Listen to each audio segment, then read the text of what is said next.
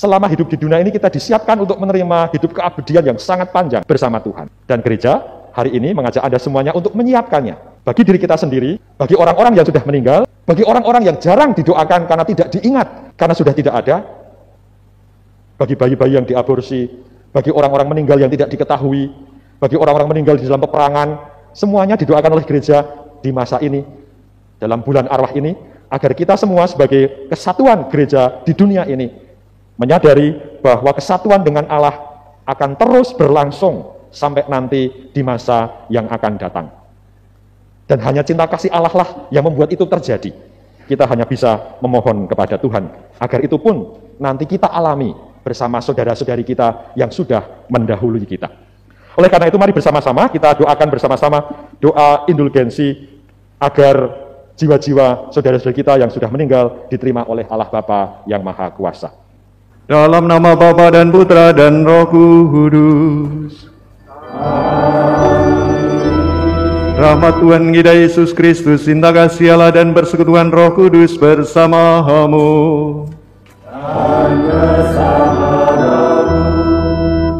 Romo, Ibu Bapak, Saudara-saudari, anak-anakku yang terkasih, selamat pagi, berkah dalam. Kita selalu memperbarui iman kita akan Tuhan. Salah satu pembaharuan iman kita percaya akan kebangkitan badan dan kehidupan kekal. Itulah yang menyatakan bahwa Allah sungguh-sungguh mencintai kita dari awal sampai akhir kehidupan. Bukan hanya kehidupan di dunia ini, tetapi juga Allah menyertai dan menyelenggarakan kehidupan kekal untuk kita semua. Kita bersyukur kepada Tuhan atas rahmat iman akan kebangkitan itu. Sabda Tuhan hari ini, terutama bacaan pertama dan Injil, mau menghantar kita untuk mencoba menghayati iman akan kebangkitan itu dengan saling memperhatikan antar warga gereja di dunia maupun di surga dan mereka yang masih dalam peziarahan. Mari di awal perayaan ini kita mohon berkat dan rahmat Allah agar kita makin tumbuh dan berkembang dalam iman akan kebangkitan yang menggerakkan kehidupan kita. Kita sesali segala dosa dan kesalahan kita, mohon ampun agar layak merayakan peristiwa penyelamatan ini. Saya mengaku kepada Allah yang Maha Kuasa dan kepada saudara sekalian bahwa saya telah berdosa dengan pikiran dan perkataan, dengan perbuatan dan kelalaian. Saya berdosa, saya sungguh berdosa. Oleh sebab itu saya mohon kepada Santa Perawan Maria, kepada para malaikat dan orang kudus, dan kepada saudara sekalian, supaya mendoakan saya pada Allah Tuhan kita. Allah yang Maha Kuasa mengasihani kita, mengampuni dosa kita, dan mengantar kita ke hidup yang kekal. Amin. Marilah kita berdoa. Allah Bapa yang Maha Kuasa dan kekal, kasih setiamu lebih besar daripada maut yang telah kau berikan kepada kami tak akan dapat dicuri oleh orang lain. Kami mohon lindungilah iman kami bila rasa takut menghadapkan kami pada pilihan palsu, dan bila hati kami menjadi bimbang oleh persoalan-persoalan hidup yang nyata. Condongkanlah kami untuk bertahan dengan ulet dan mempercayakan diri kami kepadamu. Demi Yesus Kristus Putramu Tuhan kami yang bersatu dengan Dikau dalam persekutuan Roh Kudus Allah sepanjang segala masa. Pembacaan dari kitab kedua Makabe. Pada masa pemerintahan Raja Antiochus Epiphanes, ada 7 orang bersaudara serta ibu mereka ditangkap. Dengan siksaan cambuk dan rotan, mereka dipaksa oleh sang raja untuk makan daging babi yang haram. Maka seorang dari antara mereka, yakni yang menjadi juru bicara, berkata begini, "Apakah yang hendak Baginda tanyakan kepada kami, dan apakah yang hendak Baginda ketahui? Kami lebih bersedia mati daripada melanggar hukum nenek moyang." Ketika anak yang kedua hampir putus nyawanya, berkatalah ia, "Memang benar kau, bangsat, engkau dapat menghapus kami dari hidup di dunia ini, tetapi Raja Alam Semesta akan membangkitkan kami untuk kehidupan kekal oleh karena kami mati demi hukum-hukumnya." Sesudah itu, anak yang ketiga disengsarakan. Ketika diminta, segera dikeluarkannya lidahnya dan dengan berani dikendangkannya tangannya juga. Dengan berani berkatalah ia, Dari surga aku telah menerima anggota-anggota ini. Demi hukum-hukum Tuhan, kupandang semuanya itu bukan apa-apa. Aku berharap akan mendapat kembali semuanya daripadanya. Sampai-sampai sang raja sendiri serta pengiringnya pun tercengang-cengang atas semangat pemuda itu yang memandang kesengsaraan itu bukan apa-apa. Sesudah yang ketiga berpulang, maka yang keempat disiksa dan dibuntungkan secara demikian pula. Ketika sudah dekat pada akhir hidupnya, berkatalah ia, "Sungguh baiklah berpulang oleh tangan manusia dengan harapan yang dianugerahkan Allah sendiri bahwa kami akan dibangkitkan kembali olehnya, sedangkan bagi baginda tidak ada kebangkitan untuk kehidupan." Demikianlah sabda Tuhan. Pada waktu bangun, aku akan menjadi puas dengan wajah-Mu ya Tuhan. Pada waktu bangun, aku akan menjadi puas dengan wajah-Mu ya Tuhan. Dengarkanlah Tuhan pengaduan yang jujur, perhatikanlah seruanku, berilah telinga kepada doaku, doa dari bibir yang tidak menipu. Pada waktu bangun, aku akan menjadi puas dengan wajah-Mu ya Tuhan. Langkahku tetap mengikuti jejak-Mu, kakiku tidaklah goyah. Aku berseru kepadamu, karena Engkau menjawab aku ya Allah. Sendengkanlah telingamu kepadaku, dengarkanlah perkataanku. Pada waktu bangun, aku akan menjadi puas dengan wajah-Mu ya Tuhan. Sembunyikanlah aku dalam naungan sayap-Mu, dalam kebenaran aku dalam wajah-Mu, dan pada waktu bangun, aku akan menjadi puas dengan rupa-Mu. Pada waktu bangun, aku akan menjadi puas dengan wajah-Mu ya Tuhan. Pembacaan dari surat kedua Rasul Paulus kepada jemaat di Tesalonika. Saudara-saudara, dalam kasih karunia-Nya, Tuhan kita, Yesus Kristus, dan Allah Bapa kita telah mengasihi kita, dan telah menganugerahkan penghiburan abadi, serta pengharapan yang baik kepada kita. Semoga Ia menghibur dan menguatkan hatimu dalam segala karya dan tutur kata yang baik.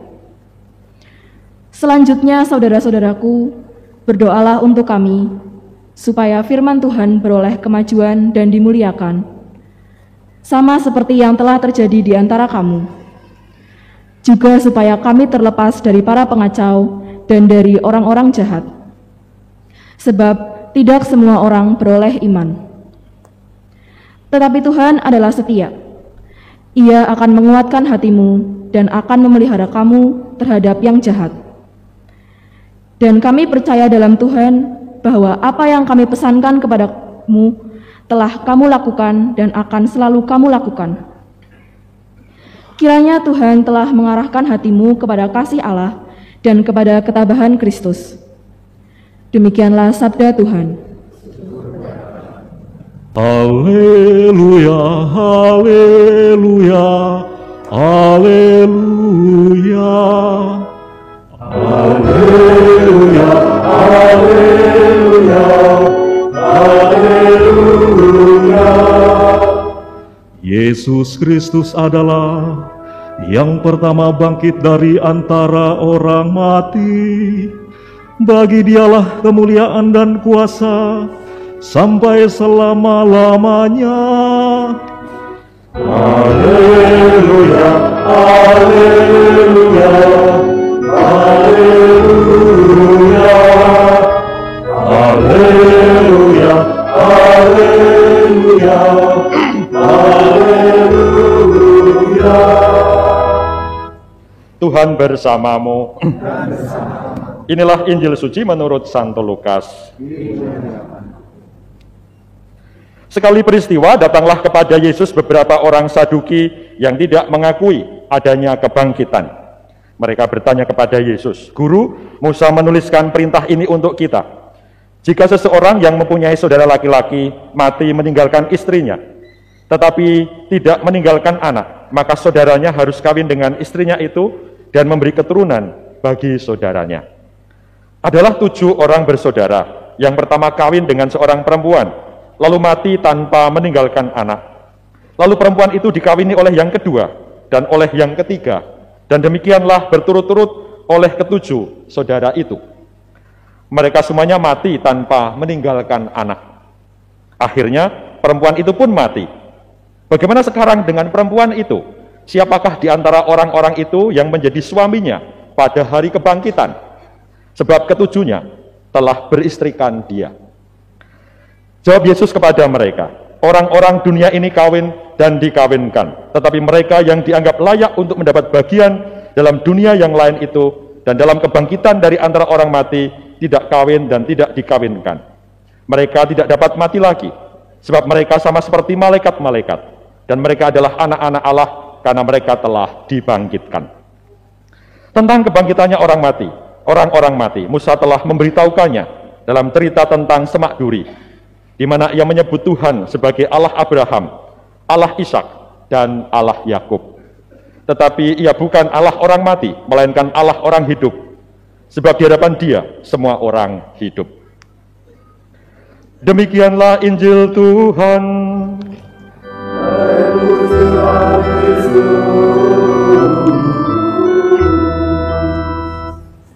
Saudara-saudari terkasih, selamat pagi, berkah dalam. Bacaan yang kita dengarkan hari ini, terutama bacaan Injil, sering saya pakai untuk memberikan kegembiraan, penghiburan bagi para frater di seminari, karena saya mengajar para frater di seminari tinggi yang berjumlah 78 orang. Ternyata kalau ditanya dari bacaan Injil, seperti apakah orang-orang yang bangkit dari mati itu? Nah, seperti apakah? Lalu bacaan tadi bercerita ada sebuah perumpamaan yang bagi kita itu tidak masuk akal, toh. Seorang istri kok punya 7 suami, lalu ditanya di surga nanti siapa suami dari istri ini? Masa 7-7-nya di surga nanti punya 1 istri, 7 orang saudara ini? Karena bagi orang Yahudi, kalau orang tidak punya keturunan harus dari saudaranya mendapat keturunan yang lain. Tetapi Yesus menjawab apa, Bapak Ibu, saudara-saudari, teman-teman semuanya? Di surga tidak ada yang namanya kawin dan dikawinkan. Lalu saya cerita pada para frater tuh, para frater dengar. Besok kalau di surga itu tidak ada lagi perkawal kawin dan dikawinkan. Di dunia ini para romo frater suster wis biasa urip dhewe. Jadi di surga nanti orang kaget. Bapak Ibu biasa di dunia hidup berdua dengan istri suaminya, tidur berdua, engko nang surga kesepian. Nah, lho bojoku nandi, di mana suami saya? Ternyata kriteria yang dipakai oleh Tuhan, seperti apakah kebangkitan orang mati itu tidak seperti kriteria yang dipakai oleh hidup kita di dunia ini. Itu yang dikatakan Yesus pada hari ini. Lain kriterianya. Hidup di dunia ini kita diberi kriteria. Relasinya itu berdasarkan relasi darah, bapak, ibu, dan anak-anak. Tetapi di surga nanti relasinya tidak lagi didasarkan pada relasi ikatan darah seperti itu. Tidak. Dalam bacaan Injil bagian akhir dikatakan semuanya akan mengabdi Allah karena merekalah pengabdi Allah yang hidup, bukan Allah orang mati, di dalam kemuliaan yang kekal selama-lamanya. Dalam bacaan 1 Korintus bab 13-15 dikatakan ketika orang-orang Korintus bertanya, "Paulus, seperti apakah orang yang bangkit itu nantinya?" Paulus menggambarkan kebangkitan itu seperti orang yang memiliki kemuliaan rohani, tubuh rohani yang berbeda dengan tubuh kita yang sekarang ini. Bapak Ibu ingat, saudara-saudari, ketika Yesus itu bangkit dari mati, dia bisa ada di mana-mana. Setelah dia berada di Emmaus, dia langsung berada di Yerusalem. Ketika para murid itu berdoa di dalam rumah yang tertutup, tiba-tiba Yesus bisa masuk menembus tembok. Artinya, tubuh yang mulia setelah bangkit itu berbeda dengan tubuh fana yang kita miliki. yang dibatasi oleh ruang dan waktu. Tetapi tubuh yang mulia yang Bapak Ibu miliki nanti akan tidak seperti itu. Bisa jadi tubuh mulia itu sekarang ikut misa di sini, yang lainnya berada di rumah. Itu bisa bilokasi namanya ya. Jadi kriteria kemuliaan itu sangat berbeda dengan yang kita gambarkan secara duniawi. Itu yang pertama dari bacaan Injil. Mari kita lihat sekarang bacaan yang pertama. Bacaan yang pertama bercerita, apakah syarat orang mencapai hidup abadi? Apakah syarat orang bisa mendapatkan kemuliaan? Bacaan pertama menceritakan bahwa ada satu keluarga Yahudi yang disuruh makan daging babi, tidak mau. Kalau saya mau, ya toh. Mosok sih nggak mau, enaknya kayak gitu. Nah, tidak mau karena bagi mereka dalam kitab Ulangan itu najis, tidak boleh. Dan mereka memilih untuk disiksa oleh Raja Nebukadnezar. Tadi kalau Anda tadi dengan detail melihat bacaannya, dipotong lidahnya. Lalu apa kata tadi yang seorang? Kami tidak apa-apa, mengalami hidup derita di dunia ini kami menerima, tetapi nanti kami akan dibangkitkan pada akhir zaman.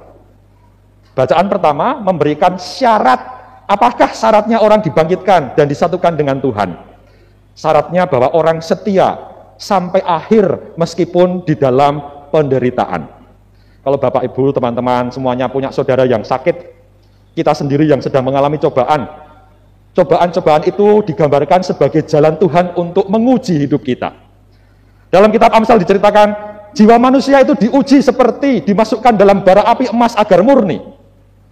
Derita itu bagikan sebuah ujian agar orang nanti bisa sampai pada kemuliaan yang akan datang. Bentuknya bisa macam-macam. Sakit, penderitaan, disalahi orang lain meskipun tidak bersalah. Itu kan salah satu bentuk-bentuk bagaimana kita dihadapkan pada ujian-ujian hidup.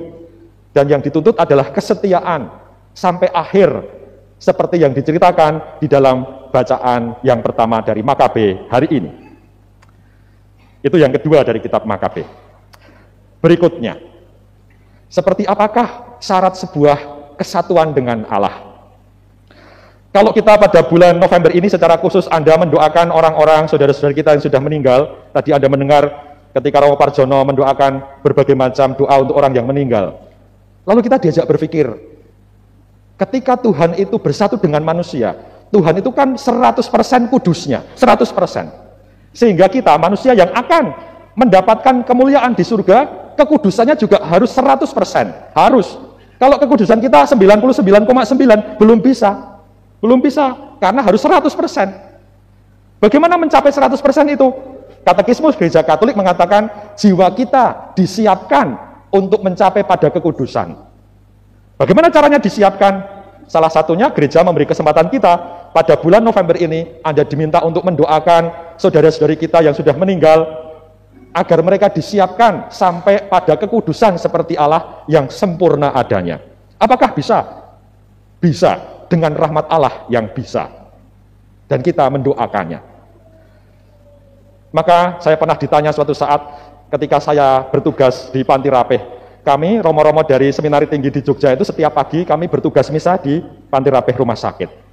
Lalu, bulan lalu ada seorang ibu punya saudara yang sudah kritis dalam suasana terminal illness gitu ya, sakit yang hampir selesai karena mendekati selesainya. Lalu mendekati saya dan bertanya, Romo, doa apa ya Romo agar saya bisa membantu suami saya ini selesai dengan tenang karena sudah sangat lama di rumah sakit. Lalu saya ingat bacaan hari ini. Seringkali orang tidak siap untuk meninggal, ya kan? Tidak siap.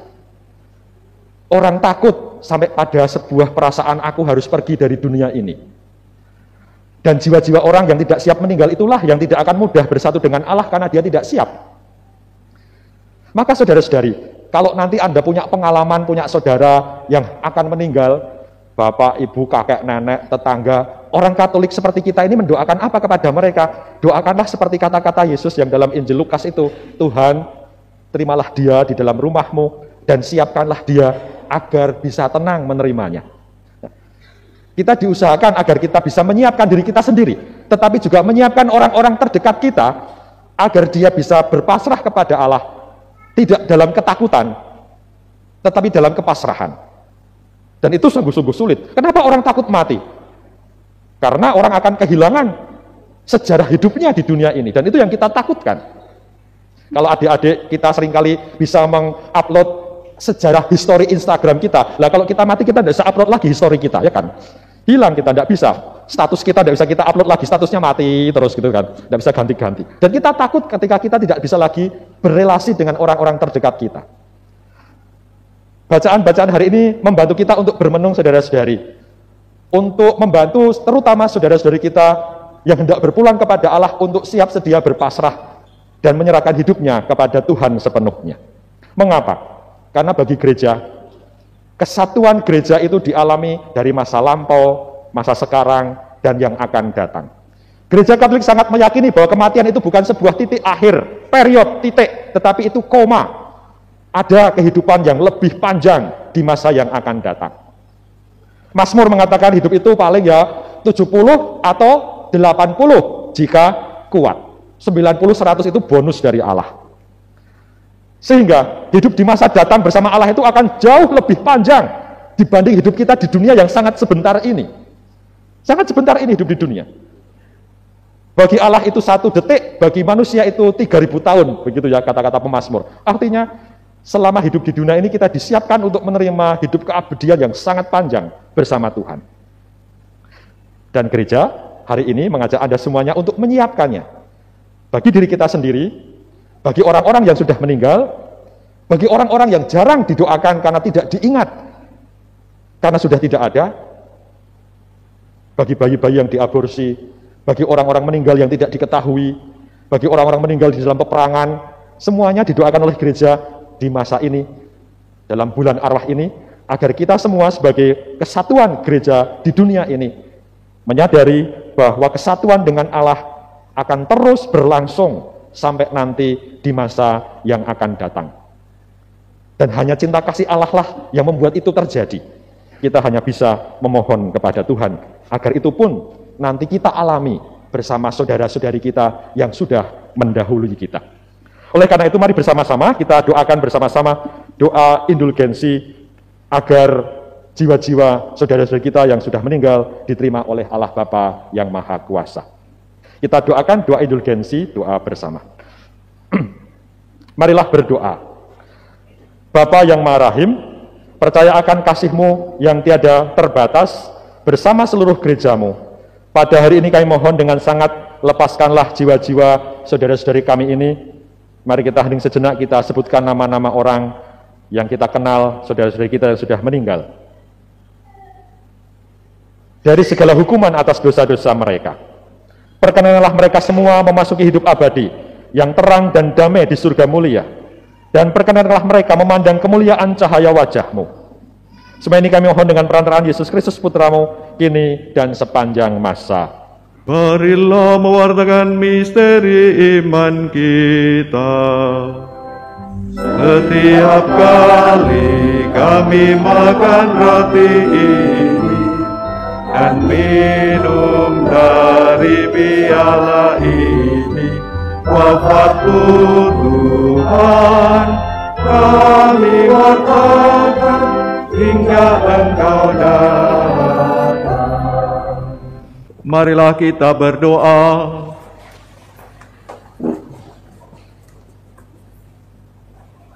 Allah Bapa kami bersama, kami bersyukur kepadamu, karena Engkaulah sumber kehidupan semua orang di dunia. Semoga dalam segala tingkah laku kami terungkap rasa syukur kami atas cinta kasih, perhatian dan perlindungan-Mu, dan atas karya-Mu yang membentuk kami menjadi umat-Mu dan keluarga-Mu. Demi Kristus Tuhan dan pengantara kami. Saya menambahkan beberapa informasi. Yang pertama, ditulis dalam media bahwa COVID-19 mulai naik lagi per hari 5.000, maka kita tetap menjaga protokol kesehatan yang baik. Yang kedua, bagi yang belum booster silahkan untuk menerima booster. Lalu yang kedua, terima kasih Romo Galih atas selebrasinya bersama pada pagi hari ini, atas khotbahnya juga. Dan Romo Galih ini akan mendampingi kita, anggota DPP yang baru 2022-2025 untuk rekoleksi pada siang hari ini. Nah, silahkan yang sudah terjaring dalam DPP yang baru untuk hadir mengikuti rekoleksi. Yang ketiga, nanti sore jam 17 jam 5 sore, dalam perayaan Ekaristi yang dipimpin oleh Bapak Uskup akan diadakan pelantikan pastor paroki yang baru, yaitu Pastor Martinus Ngarlan. pastor paroki dari paroki Pekalongan pindah ke katedral ini dan nanti sore akan dilantik. Maka dengan demikian pastor paroki yang lama itu sudah definitif selesai. Oleh karena itu saya selesai dan sudah mendapatkan tugas yang baru juga, yang saya sudah dilantik oleh Bapak Uskup pada tanggal 16 Oktober yang lalu bersama dengan Romo Toro dan Romo Ngarlan untuk menjadi anggota Kuria Keuskupan.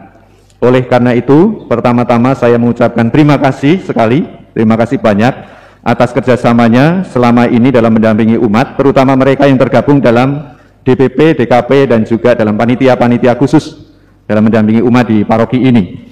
Banyak hal yang boleh kami alami bersama dalam pendampingan ini. Banyak hal juga yang kami putuskan dan kami lakukan untuk pelayanan ini. Maka terima kasih untuk mereka yang tergabung di situ dan juga untuk semuanya. Karena gereja itu adalah kita, semua terlibat di dalamnya, dan setiap orang mengambil bagian dalam pembangunan jemaat di paroki ini. Saya merasa selama 4 tahun 9 bulan ini, sebenarnya harusnya hanya 8 bulan, 4 tahun 8 bulan, tetapi ditambah Romo Ngarlan 1 bulan, karena belum datang. Maka saya mengucapkan sungguh-sungguh mengalami pembinaan, pendampingan sebagai imam. Paling tidak ya setia sebagai imam sampai sekarang. Itu juga berkat kerjasama, pendampingan dan pendidikan Bapak Ibu umat sekalian. Maka terima kasih sekali untuk semuanya itu, sehingga bisa mengalami imamat yang berbuah, saya merasa begitu.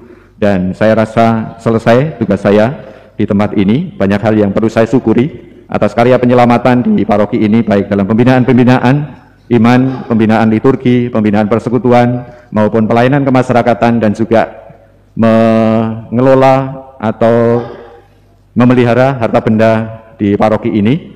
Saya merasa dengan berjalan kerjasama yang baik di antara kita, maka kita bisa membuat sesuatu yang berguna untuk pelayanan pastoral ini.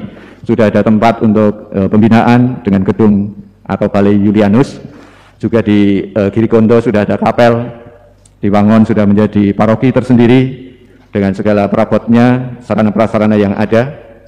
Juga kapel-kapel yang lain sudah direnovasi.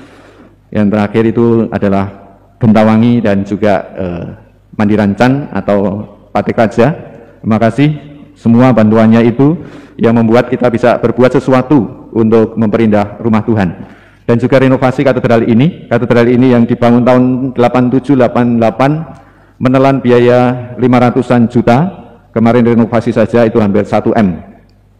Di bagian depan ini, lalu juga di atas yang dulu sudah banyak yang kropos, yang rusak, sudah diganti semua, juga kompleks katedral ini. Terima kasih untuk semuanya itu.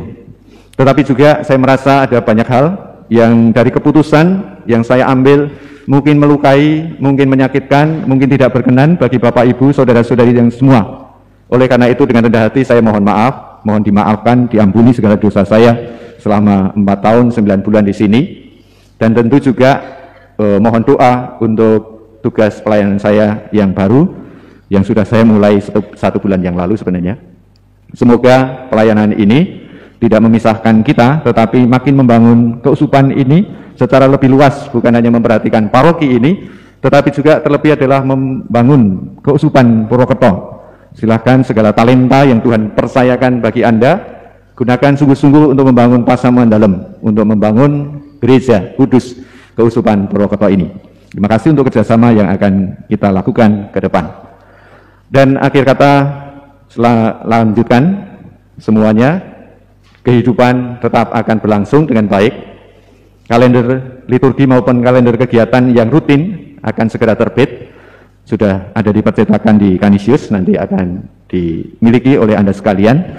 Dihiasi dengan berbagai macam kegiatan yang ada di lingkungan yang sudah distorkan ke panitia. Silakan nanti setiap keluarga memiliki kalender itu untuk membantu kita menjalani hari-hari, menghidupi hidup menggereja di paroki ini. Akhir kata, terima kasih untuk semuanya. Minta maaf dan Tuhan memberkati kita semua. Amin. Kita mohon berkat Tuhan.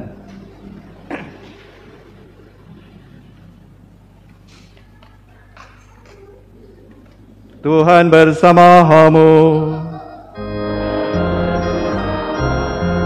Semoga Allah yang Maha Kuasa memberkati saudari-saudara sekalian, Bapa dan Putera dan Roh Kudus. Saudara-saudari, pergilah mewartakan Injil Tuhan. Syukur kepada Allah.